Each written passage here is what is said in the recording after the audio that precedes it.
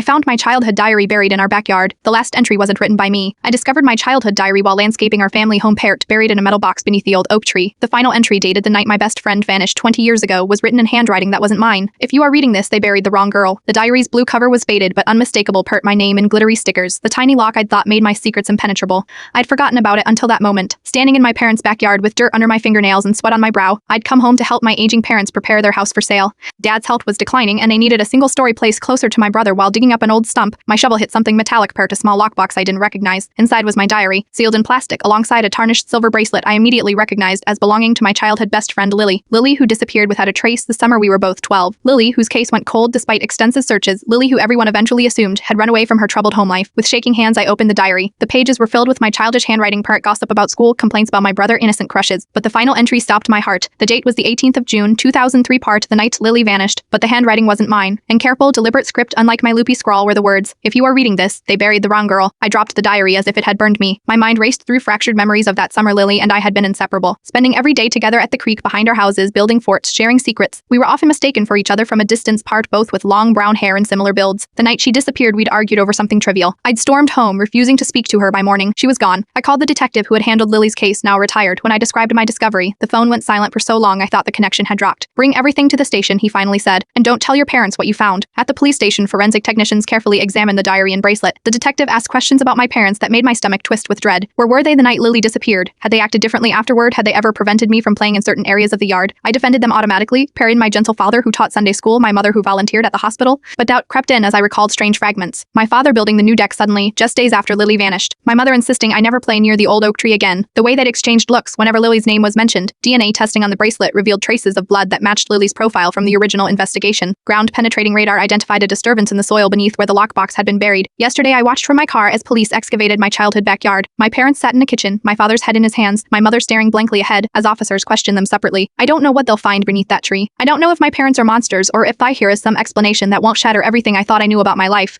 but I keep reading that final diary entry wondering about the they who buried the wrong girl and why someone wanted me to eventually find this message. And I wonder if the reason Lily and I were so inseparable wasn't friendship at all, but something darker, parent and something in my family that she discovered. Sometimes the most terrifying mysteries aren't those that remain unsolved, but those that have been buried in our own backyards, waiting for us to finally dig them up.